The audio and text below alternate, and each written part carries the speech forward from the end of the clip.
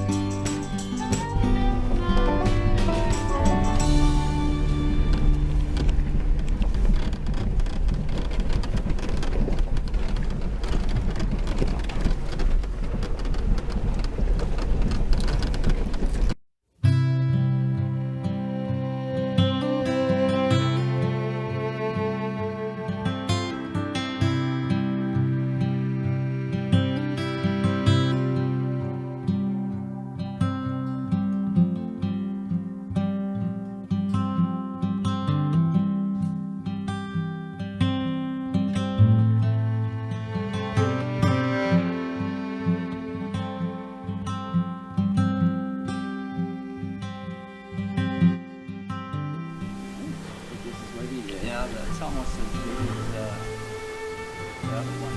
Nice.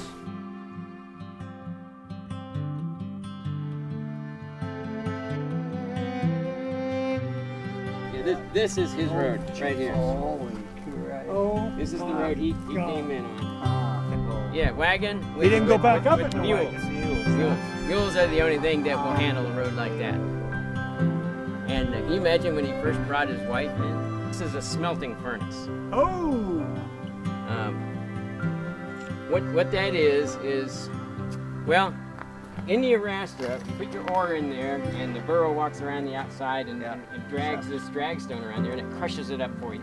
And the kind of ore they had here is called free millet, which is the only kind of ore they could work in those days. And what that means is that if you crush the rock up to like sand, the pieces of gold just fall out, and you can pan them out, or what they did was they would run them through a sluice and recover the gold from it. But if your ore has so much gold in it that you can't crush it, because gold won't crush, it's malleable, and you can flatten it, but you can't crush it, then you're forced to smelt.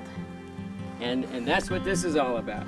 It's a much more labor-intensive process, but having too much gold in your ore is the kind of problem you really do want to have. And so what you do, mesquite wood is one of the few woods that will burn hot enough to actually melt rock. That's, like 3,000 degrees. And so you gotta get your furnace built just right and vented just right, get the wood stacked in there just right, and then you put it in there and melt that rock, and the heavy stuff will go to the bottom. You bring it out, let it cool, and then dump it out, dump the slug out, dump the gold off the top. Why do you need the flux? What flux does is it breaks surface tension and allows, once the rock melts, it allows the gold to release from the rock and go to the bottom. Otherwise it would kind of stick in there and you'd end up with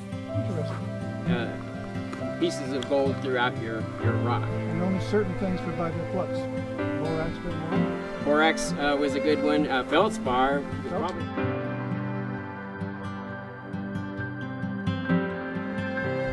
Okay. And what was this? This was a house that someone lived in. I don't know when this one was built. Probably sometime between.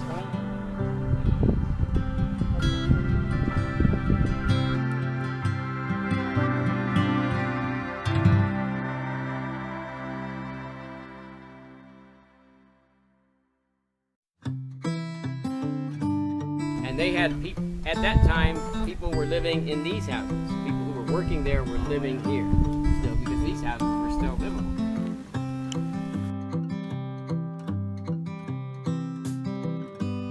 And so you bring his loader in and dump his material in the top up there, and the rocks would go down the screen and come out the end down there, but the dirt would fall through into that trough and come out those spouts down it. Okay. It was a hand dug well, and it's kind of caved in now, so it's not as deep as it used to be. Okay. But These. well, in the 1930s, later on, they didn't use this mill site anymore. Frank Hyde built another mill site there. Yeah, you see the pipe sticking out? Oh yeah. Yeah, that pipe goes all the way up to the top there where there's a big tank. You put big steel balls in it, like this, and it would raise the balls up and they would fall and crush. Rod mill was longer and smaller around, and it had steel rods.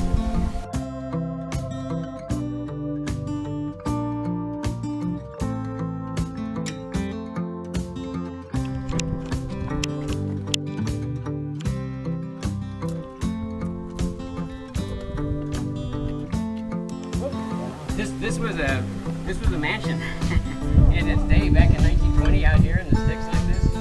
A huge building like this with a big room. No, the airspace is the insulation between the two layers. And don't go up too close to it, it's not stable.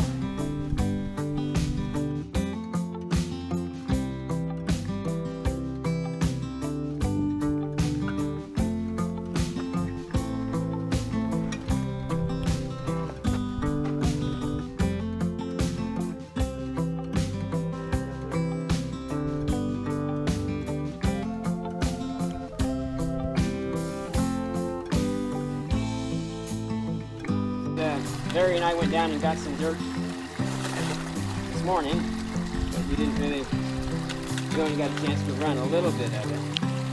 I don't know if we're going to find anything in this. Like I say, when I initially started behind that big rock, there was a few nice little specks in there, but since then, it kind of played out. But this is what prospecting is about. Mostly a lot of disappointment. Bringing it up, cleaned off here. Off. And just let me wash it down.